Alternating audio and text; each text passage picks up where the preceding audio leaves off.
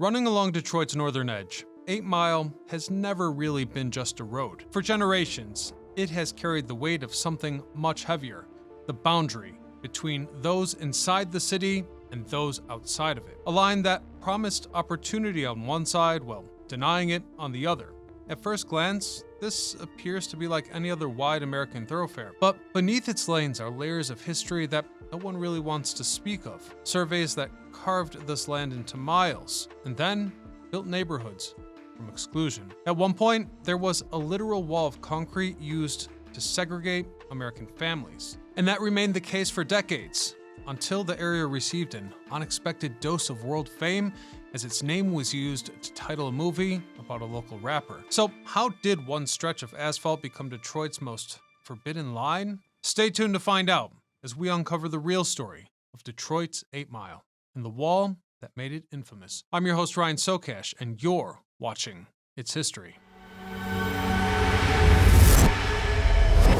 Long before the mile was a paved road, the land was little more than forest and marsh, though importantly, natives to the region had been using the same pathway as a crossroads of their own, leaving routes that later shaped Detroit's entire street grid. Those early trails demonstrate that 8 Mile didn't appear out of nowhere. It was laid across land that had already been mapped out and lived on for centuries. And when the United States pushed into Michigan, the first step was to take that land through the Treaty of Detroit in 1807. The treaty opened the door for surveyors to march west and mark the very line that would one day become 8 Mile Road. In 1807, the Treaty of Detroit forced the secession of enormous tracts of land, pushing the native communities away and opening the ground to American surveyors. A few years later, in 1815, they stuck a line due west from Detroit. This became Baseline Road, a zero mark for the new grid. The measure was practical, a way to carve farms, plots, and townships into sellable squares.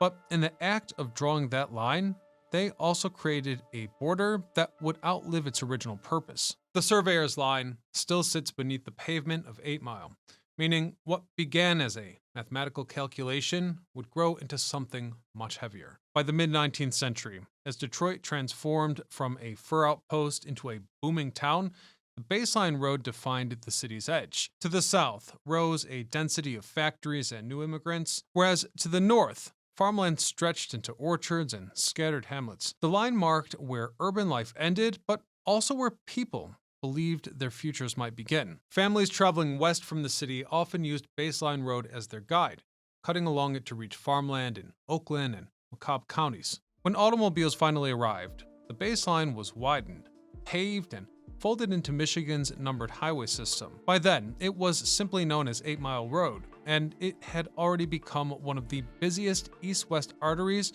across Detroit's northern border.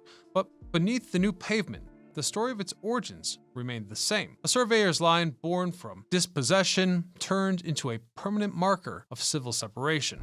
Detroit's transformation from a frontier town to the Motor City happened fast enough to be measured within a single lifetime. Remember, in 1701, French officer Antoine de la Mothe Cadillac founded the settlement as a fur trading post. And indeed, for more than a century, it remained a small outpost on the river. But by the mid-1800s, with Michigan's admission to the Union and the arrival of railroads, Detroit began pulling in new residents. Germans, Poles, Italians, and many others arrived to fill in workshops and breweries that sprouted up along Jefferson and Gartland Avenues. Then came Henry Ford. In 1908, Ford's Model T rolled off the assembly line. 4 years later, in 1912, his Highland Park plant on Woodward Avenue was churning out cars in a way that the world had never seen.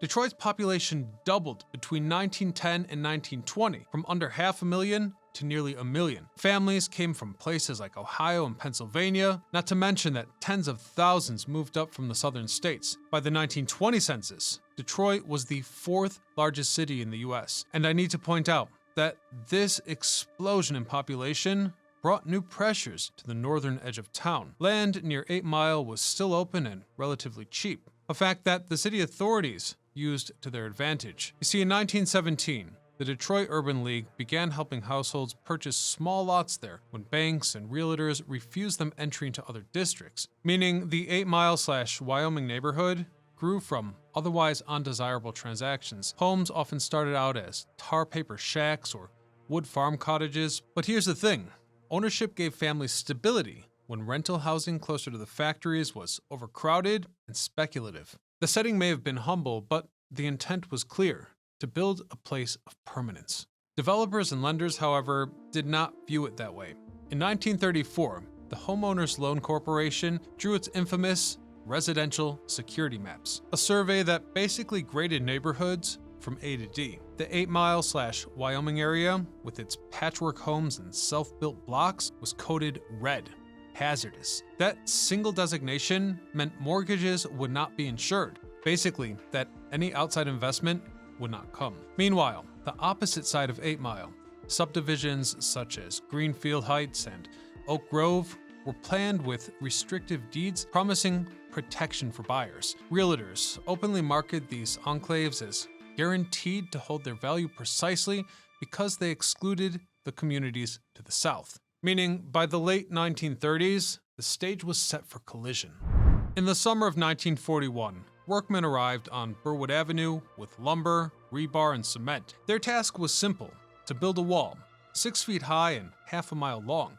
The barrier was poured between Burwood and Menadota Street, cutting through what had once been open backyards. Now, the order itself came from developer James T. McMillan, who wanted federal approval to finance a new subdivision north of Detroit's 8 Mile boundary. Federal Housing Administration officials told him bluntly that the only way to guarantee approval was to erect a barrier separating the new development from the older self-built homes to the south. McMillan later admitted that the wall was not his choice, but a concession to the federal requirement. His words were telling, quote, "We had to do it. Otherwise, we wouldn't get the money." The wall served no purpose for traffic, drainage, or sound.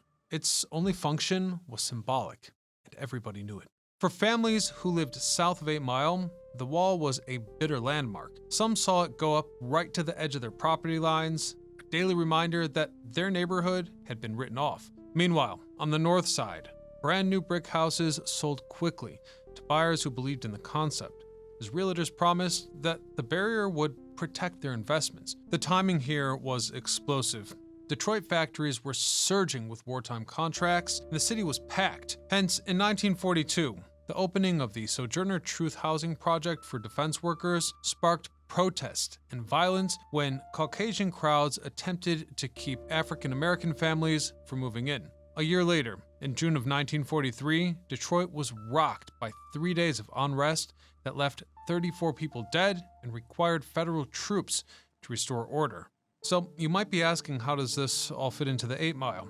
Well, the Burwood Wall had become a symbol, a physical element that drew a line and divided the city. By the 1950s, Detroit reached its peak population with nearly 2 million, but the groundwork for its decline had already been laid. Federal highway funds cleared entire neighborhoods for expressways like I-75, and thousands of middle-class families moved outward to the suburbs, such as Oak Park, Ferndale, and later Southfield. These communities were advertised as safe, modern, and insulated from the chaos of the city. Crossing 8 Mile into them was like stepping into another world. Manicured lawns, tidy schools, and shopping strips that glowed with neon. The contrast was sharpened in the 1960s, even as Detroit's cultural voice reached the world. In 1959, Berry Gordy founded Motown Records in a modest house on West Grand Boulevard. Within a decade, that house, known as Hitsville, USA, was producing the soundtracks that redefined American music. The Supremes, The Temptations, Marvin Gaye, Stevie Wonder, and so on. Their songs radiated from Detroit to every corner of the country, projecting confidence, style, and possibility. While newspapers carried grim headlines about housing disputes or racial conflict, Motown carried an image of Detroit as a creative capital, alive with energy. But just as Motown's sound was climbing the charts, Detroit itself was unraveling. The 1967 rebellion, sparked by a police raid, left entire blocks in ruins. In the following decade, factories that had once provided steady work began shutting down or moving out. And from there, the dominoes began to fall. By the 1980s, just as unemployment climbed to its record highs, some of the last and most important factories closed. Now, white flight had began accelerating back in the 1970s, leaving Detroit's population in a steady decline, but by the 80s, the city had lost nearly 500,000 residents from its post-war peak. Crime rates surged, and 8 Mile's reputation hardened. It was no longer just the surveyor's baseline or the edge of a federal map. It was shorthand for a boundary that you didn't cross lightly. On one side, suburbs still touted good schools and safe investment, and on the other, neighborhoods fought to hold together as disinvestment deepened. The Burwood Wall stood firm, faded and cracked, a relic of a monument when officials believed that concrete could fix the, quote, problems of proximity. But the deeper problems, unemployment, declining tax bases, and racial divide, only grew. By the early 1980s, the wall was no longer just a dividing line for property values. It had become a haunting monument, promises broken and opportunities denied. By the early 1980s, Detroit was a different city from the one that had built cars for the world. Factories were closing, jobs were disappearing, and whole blocks of the inner city stood hollow. The population, which had once numbered nearly 2 million, had fallen below 1.2 million, and what remained was often concentrated along the northern edge, where 8 Mile Road cut a stark line between Detroit and its suburbs. Crossing 8 Mile could feel like passing into another reality. To the north, communities like Ferndale, Oak Park, and Warren, property values held, as promised. Schools were better funded, and storefronts stayed open. To the south, neighborhoods frayed. Businesses shuttered, and along the 8 Mile Strip itself, liquor stores, topless bars, and party shops multiplied in places of grocers and clothing stores. Residents spoke bluntly about what it was like. For example, in the 1990s, one local told a Detroit news crew that, quote, nobody comes here after 8 o'clock, describing prostitution and related crimes that flourished along the corridor. Another recalled picking up used from the street, furious that his 3-year-old had seen things that no child should ever witness. Patrol cars were scarce and residents felt abandoned. What had been built as a border of opportunity was now described as a no-go zone. Detroit became known nationally for its violent crime rates.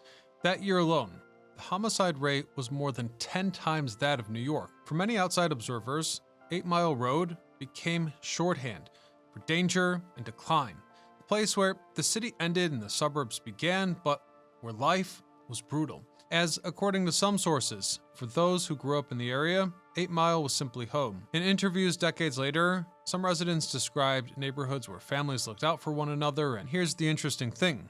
As that environment grew harsher, teenagers in modest houses just south of 8 Mile began rapping in basement parties and swapping mixtapes. I think you see where I'm going with this. One of them was Marshall Mathers, better known as Eminem.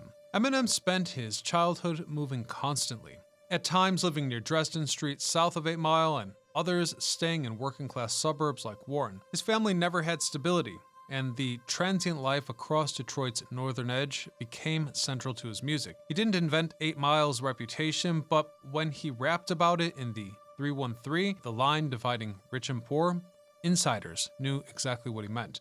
Then, in 2002, this local situation went global. That year, Eminem released 8 Mile, a semi-autobiographical film set along the road. Though the movie fictionalized much of his life, it captured a certain truth about the essence of Detroit, a truth which resonated far beyond the city, as well as the state of Michigan. A story which, beyond the surface, is actually pretty inspirational. A tale where talent could rise, but only after fighting through the weight of poverty, stigma, and separation. The movie's success and its Oscar-winning song, Lose Yourself, with that famous line about mom's spaghetti, cemented 8 Mile in the cultural imagination. For longtime Detroiters, the irony was sharp. A road that had once been ignored or whispered about was suddenly on movie posters and news broadcasts worldwide. What locals had known for decades, that 8 Mile was more than pavement, it was a boundary, was now understood on a global stage. After 2002, 8 Mile was no longer just a local shorthand. It was global. The movie had turned what Detroiters lived with for generations into a story that the entire world now recognized. Tourists began driving north of downtown, not to see a skyscraper or a factory, but to take pictures beside the road itself. Yet the reality remained more complex than Hollywood suggested. Remember, Eminem's childhood was scattered across Detroit and its suburbs, from a house on Dresden Street, now demolished, to apartments in Warren and just over the border. He grew up near 8 Mile, often just south of it, but not always on the road itself, only to later move into Rochester Hills, a far wealthier suburb, which underscored the distance between the hardship that he rapped about and the life he eventually achieved. For the community along 8 Mile, the film's fame didn't erase the past, but it did change the way that outsiders looked at the neighborhood. The most striking transformation was the wall itself. What had been poured in 1941 to separate families was, by the 2000s, covered in murals. Artists painted images of children, symbols of peace, and tributes to Detroit's history. Meaning, where neighbors once looked at bare concrete, they now saw color and memory. In 2006, community groups began formally reclaiming the wall as public art. By 2021, it was listed on the National Register of Historic Places, recognized not as an embarrassment to hide, but as a reminder of what had happened and how far the city had come. Local voices helped keep that memory alive. Activist Teresa Moon, who grew up in the neighborhood, described it as, quote, sacred ground, a place where, despite exclusion, families built community and children still played. Her work and that of others reframed the wall not as a scar, but as a landmark of resilience. And even beyond the artwork, 8 Mile today is not the bleak corridor that its reputation suggests. Yes, parts of the strip are still lined with pawn shops, liquor stores, and empty lots, but there are also thriving businesses, community centers, and unexpected signs of ordinary life. One recent visitor noted gyms, bakeries, and even an MMA training school operating along 8 Mile. Another described stretches of the road where families were barbecuing, kids were playing baseball, and neighborhoods looked more stable than the headlines would suggest. That duality, reputation versus reality, defines 8 Mile now. It's still invoked as the border of Detroit, still remembered as a line of division, but for those who live there, it's also a backdrop of daily life, marked by the same mix of struggle and pride found in any community. And with that, our story comes full circle. What began as a surveyor's line became a barrier in concrete, a symbol on the silver screen, and finally a canvas for the people who refused to be defined by it. Thank you all for watching. Until next time, I'm Ryan Socash, signing off.